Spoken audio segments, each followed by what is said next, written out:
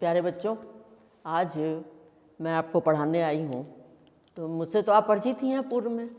मेरा नाम डॉक्टर ममता सिंह है और मैं आपके हिंदी विभाग की विभाग अध्यक्ष हूँ। तो चूँकि हम लोग हिंदी पढ़ते हैं और हिंदी पढ़ेंगे तो पहले जब हम किसी से मिलने जाते हैं तो हम उसका नाम पूछते हैं, उसका घर पूछते हैं, उसका पता पूछते हैं। इसी तरह हिंदी के विस्तृत ज्ञान के लिए हम हिंदी साहित्य के काल को विभाजित करते हैं कि हमारा जो हिंदी का चरमोत्कर्ष काल आधुनिक काल तक आया वो पूर्व में कैसा था, हम उसको किस तरह से हमने उसको इतना ओजस्वी, इतना पथ प्रदर्शक, मार्गदर्शक साहित्य कैसे बना लिया, ये बना कैसे। फिर एक ये भी बात आती है कि इसका नाम कैसे दिया गया, हमने इसका नाम क्या क्या रखा। तो सबसे पहले हमारे यहाँ नाथ संप्रदाय आए, बौद्ध आए, सिद्धनाथ आए, इसके साथ ही हमारे यहाँ संत संप्रदाय आया। तो जो भी आता था उस समय केवल युद्ध का काल था। क्या करते थे लोग? सामंतवादी थे, दूसरे के साम्राज्य को हड़पो और उस पर शासन करो। नारी का वहाँ कोई व्यक्तित्व नहीं था, नारी वहाँ किसी भी तरह से बहुत ओजस्वी नहीं थी, नारी को दबा कर रखा जाता था, सामंतवाद था। ऐसा करते हुए सिद्धनाथ काल था, जैन आए, जैन में महायान हीनयान आया और हीनयान से ही आगे बढ़ते बढ़ते वज्रयान में चला गया। जब वज्रयान आया वो उस समय प्राकृति का काल था, प्राकृति भाषा थी। प्राकृति, संस्कृति, पाली और प्राकृत के बाद जब और आगे बढ़ी तो वो अपभ्रंश हो गई। अपभ्रंश के बाद धीरे धीरे हिंदी का विकास होने लगा और हिंदी आ गई। हिंदी चूँकि अपभ्रंश के ज़्यादा निकट थी। अब उसमें साहित्य की रचना होनी है तो कौन सी भाषा में होगी, क्या होगा। और हम देखते हैं कि जब हम अपने घर में रहते हैं, हमारे घर का वातावरण जैसा रहता है वैसी हमारी विचारधारा हो जाती है, हमारे मन भी वैसे ही होता है। अगर बादल बरसते हैं तो हम बड़े आनंद की अनुभूति करते हैं, अगर ग्रीष्म ऋतु होती है तो हम बहुत कठोरता का अनुभव करते हैं। उसी तरह हमारे मन के उद्गार तत्कालीन समय के अनुसार होते हैं। जब कभी उस समय आए, उन लोगों ने वीर साहित्य का विभाजन करना चाहा और लोगों ने सोचा कि हम अपने साहित्य को कैसे बांटें। तो सर्वप्रथम हमारे यहाँ 1050 को हिंदी साहित्य का पहला काल माना गया, जिसमें किसी ने इसे चारण काल कहा, किसी ने इसे सिद्धनाथ काल कहा, किसी ने इसे रासो काल कहा, किसी ने इसे वीरगाथा काल कहा।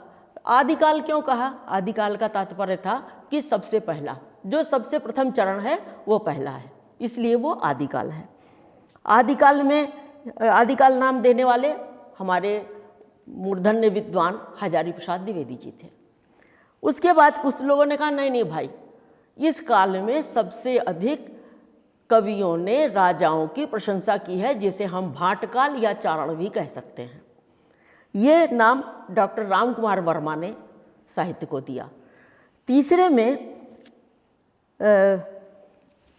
बीजक काल आया कि नहीं भाई, इसमें तो साहित्य का सबसे पहले बिंदु पड़ा, बीज पड़ा है। तो ये किसने कहा? ये कहा महावीर प्रसाद द्विवेदी जी ने। इन सब के होने के बाद इनकी कृतियों को देखते हुए सर्वाधिक प्रामाणिक वीरगाथा काल कहने वाले डॉक्टर रामचंद्र शुक्ल हुए। डॉक्टर रामचंद्र शुक्ल के काल विभाजन को सर्वाधिक प्रामाणिक माना गया, जो 1050 से 1375 तक का समय है। वीरगाथा काल में इसके नामकरण के जब प्रश्न उठे तो लोगों ने पूछा कि आपने इसका नाम वीरगाथा काल क्यों रखा? तो इसलिए रखा क्योंकि इसमें जितने भी ग्रंथों की रचना हुई वे सभी वीरता और युद्धों के ऊपर थी। जैसे पृथ्वीराज रासो, जिसे चंद्रवरदाय ने लिखा, परमाल रासो, खुमान रासो, जस मयंक, जस चंद्रिका, ऐसी तमाम सारे जितने भी कृतियाँ लिखी गईं सभी वीरता से परिपूर्ण थी, इसलिए इसका वीरगाथा काल नाम रखा। वीरगाथा काल में की विशेषता क्या थी? उसमें राजाओं की प्रशंसा थी, युद्धों का सजीव वर्णन था। हाँ, प्रामाणिकता नहीं थी, क्योंकि भाट वही लिखते थे जो उनके राजा चाहते थे। साहित्यकार की अपनी कोई कृति नहीं रहती थी, ज़्यादातर लेख अपभ्रंश या हिंदी में लिखे गए। उसके बाद युद्ध और शासन से जब त्रस्त हो गई जनता तो उसे क्या चाहिए था? आध्यात्म दर्शन। कवियों ने सोचा कि हमारी जनता इधर उधर हो रही है, उसका मानसिक संतुलन बिगड़ रहा है, अवसाद में आ रहे हैं, क्योंकि शासन राजा के द्वारा प्रजा की जो दमनात्मक रीति थी उससे प्रजा परेशान है। उसके बाद कुछ लोगों ने भक्ति का सहारा लिया कि भक्ति काल आने से जब जनता त्राही त्राही कर रही थी तो उसे एकमात्र चाहिए, सब छोड़ भजो हरिनाथा। तो सब कुछ छोड़कर क्या करना है? हमें ईश्वर का भजन करना है। तो फिर भक्ति काल आया। भक्ति काल का काल आचार्य शुक्ल ने 1375 से 1700 तक बताया। और हम ये भी जानते हैं कि भक्ति काल को स्वर्ण युग कहा गया, क्योंकि उसी समय हमारी 4 कृतियों का वर्णन हुआ, 4 शाखाएं हुई। पहले 2 हुई, सगुण और निर्गुण। सगुण में कवियों ने कहा कि हम राम और कृष्ण को सामने देखते हैं, उनके सुंदर रूप हैं। निर्गुण में कबीर और जायसी ने कहा कि इनको तो भक्ति से जीता जा सकता है, ज्ञान से या प्रेम से जीता जा सकता है, इसलिए राम के मानने रखने वालों की राम भक्ति शाखा हुई और कृष्ण परंपरा की भक्ति को चलाने वाली का काम कृष्ण भक्ति शाखा हुआ। जिन्होंने ज्ञान को सर्वोपरि मानते हुए ये कहा कि ज्ञान के द्वारा ईश्वर को प्राप्त किया जा सकता है, वो ज्ञान मार्गी शाखा हुई। और जिन्होंने कहा कि प्रेम से ईश्वर को जीता जाता है, वो प्रेम मार्गी शाखा हुई। इस तरह राम भक्ति शाखा के मूर्धन्य कवि तुलसीदास हुए, कृष्ण भक्ति शाखा के ज्वाजल्यमान कवि सूरदास हुए, और ज्ञान मार्गी शाखा के कबीर हुए, और प्रेम मार्गी शाखा के कवि जायसी हुए। इसके साथ ही इनमें अब क्या विशेषता आ गई? यहाँ पर कवियों ने धर्म प्रधान रखा, लेकिन समाज को सही मार्गदर्शन देने के लिए रूढ़िवादिता का विरोध किया। जैसे कबीर ने कहा कि पाथर पूजे हर मिले मैं पूजूं पहाड़, ताते तो चाकी भली पीसे खाए संसार। उन्होंने मूर्ति पूजा का विरोध किया।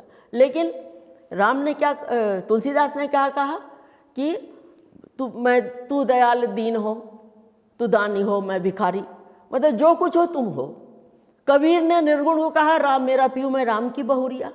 उन्होंने कहा राम ही मेरी आत्मा है और मैं उनकी पत्नी हूँ, ये शरीर पत्नी है। प्रेम जायसी ने भी प्रेम को ही माना। जब जायसी अपने पद्मावत की रचना करते हैं तो उसमें रत्नसेन जो है वो जीव है और पद्मावती जो है वो आत्मा है। ये सब भक्ति काल होने के बाद इतनी सारी शाखाएं निकली, धर्म की प्रधानता हुई, जनता ने सुख की अनुभूति की और वो पूर्णतः राम और कृष्ण के भजन में डूब गई। रामचरितमानस से एक अच्छे परिवार, एक जीवन दर्शन का ज्ञान मिला। कृष्ण से प्रेम क्या होता है इसका दर्शन मिला। कबीर के द्वारा रूढ़िवादिता, बाह्य आडंबर, कर्मवाद और गुरु की पूजा को महानता मिली, लेकिन बाह्य आडंबर रूढ़िवादिता का परिष्कार किया गया। तदुपरांत जब लोग खूब धर्म से अवगत हो गए, रीतिकाल में 1700 में फिर मुगलों का आक्रमण होने लगा। मुगलों के आक्रमण पर लोग सुरा और सुंदरी को ही सब कुछ समझने लगे। उस काल में कवि बिहारी आए। वही सूरदास के कृष्ण कवि बिहारी के नायक नायिका बन गए। जो कृष्ण बाल कृष्ण भगवान कृष्ण थे वो रीतिकाल में आकर नायक और नायिका के रूप में आ गए। इसलिए रीतिकाल को कुछ लोगों ने श्रृंगार काल भी कहा। श्रृंगार काल में रीतिबद्ध कवि, रीति मुक्त कवि और रीति सिद्ध हुए, जिनका केवल एकमात्र कारण था कि राजाओं को ये बताना कि मैं सर्वश्रेष्ठ हूँ और मेरी कविता सर्वश्रेष्ठ है। पर इससे जनता को कोई लाभ नहीं हुआ। बिहारी सच्चाई लिखी गई, लेकिन वो जन जन तक पाठ्य नहीं हुई, पठनीय नहीं हुई। इसके उपरांत धीरे धीरे धीरे रीतिकाल के बाद आधुनिक काल आया।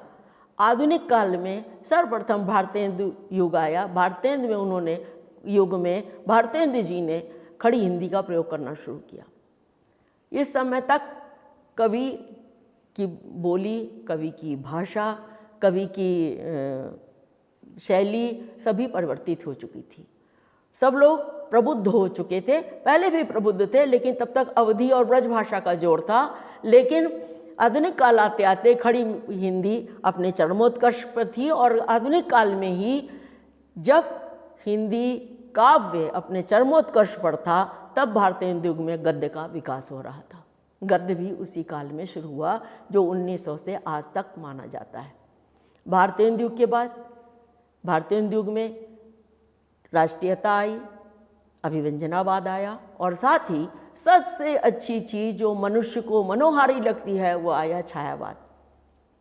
स्थूल से सूक्ष्म का दर्शन ये छायावाद में आया। प्रकृति का मानवीकरण जो आज तक कभी नहीं हुआ था, थोड़ा बहुत हुआ था, काहे रे कमलनी तू कोमलानी कबीर ने कहा था, लेकिन छायावाद में तो कवि प्रसाद, जिसको हम प्रसुमन काल भी कहते हैं, जयशंकर प्रसाद, सुमित्रानंद पंत, माँ महादेवी वर्मा, ना निराला, प्रसुमन काल। इस प्रसुमन काल में छायावाद ने पूरी प्रकृति में ही ब्रह्मांड खोज लिया कि जो लता है वो लता नहीं है, जो वृक्ष है वो वृक्ष नहीं है, वो पुरुष है, और आत्मा रूपी लता जो है उससे लिपटी हुई है। वेदने तू ही भली, ये जीवन अगर आया है तो हमें कष्ट मिलना ही है। महादेवी ने राग भी हूँ मैं, तुम्हारी रागनी भी हूँ। जयशंकर प्रसाद ने आंसू लिखकर संसार को उसमें डुबो दिया। कामायनी लिखकर उन्होंने बता दिया कि अगर जन्म है तो मृत्यु निश्चित है। उसमें श्रद्धा, ईड़ा, पिंगला ने बता दिया कि जीवन क्या है, श्रद्धा क्या है, ईड़ा क्या है, पिंगला क्या है, यही सुषुम्ना नारियां जो हमारे अंदर घूमती हैं। ये पूरा कामायनी जैसे महाकाव्य की रचना आधुनिक काल में हो गई। उसके साथ ही निराला है। निराला ने फिर तोड़ती पत्थर लिखकर प्रगतिवाद की तरफ प्रस्थान किया कि समाज केवल कविता नहीं है, समाज में सत्यता भी है, यथार्थ भी है, भूख भी है, शिक्षा भी है। और उन्होंने सरोज और परिवर्तन, सुमित्रानंद पंत ने लिख करके समाज के विकराल और परिवर्तनशील कार्यशैली का भी वर्णन किया। प्रगतिवाद के बाद प्रयोगवाद आया, प्रयोगवाद के बाद अभिव्यंजनावाद आया, फिर तार सप्तक आया, मधुशाला आया जो हरिवंश राय बच्चन ने लिखा। इस प्रकार हमारा आधुनिक काल का ये पूर्ण हुआ और इसमें सारी कविताएं लिखी गईं। लेकिन आधुनिक काल के साथ साथ हमारा गद्य का भी विकास होने लगा, जिसमें गद्य की दो विधाएं हुई, जिनमें श्रव्य और दृश्य। श्रव्य में उपन्यास कहानी, एक उपन्यास कहानी थे, और दृश्य में नाटक एकांकी। इसी तरह उसकी विधाएं हुई, जिसमें प्रधान विधा और गौड़ विधा। प्रधान विधा में नाटक, उपन्यास, कहानी तथा निबंध थे। निबंध लिखकर लोग अपनी भाषा को व्यवस्थित रूप देना सीख गए थे, और विचारात्मक, वर्णनात्मक, विवेचनात्मक ऐसे निबंध लिखकर लोगों ने समाज का मार्गदर्शन किया। क्यों? क्योंकि जैसा समाज होता है साहित्य वैसे ही चलता है। साहित्य में उस समाज की तत्कालीन विचारधारा, साहित्य के ऊपर समाज की तत्कालीन अवधारणा परिलक्षित होती है। किसी भी काल के साहित्य को पढ़कर हम उस समय के सामाजिक, आर्थिक, राजनीतिक स्थिति को जान सकते हैं। इसी तरह गौड़ विधाओं में संस्मरण, रिपोर्टाज, जीवनी, वृत्तचित्र, रेखाचित्र आकर के भी लोगों ने हिंदी का विकास किया। इसी तरह हमारे हिंदी साहित्य की यात्रा यहाँ तक आई है, और आज 1900 से आज तक हम यहाँ पर पहुँचे हैं।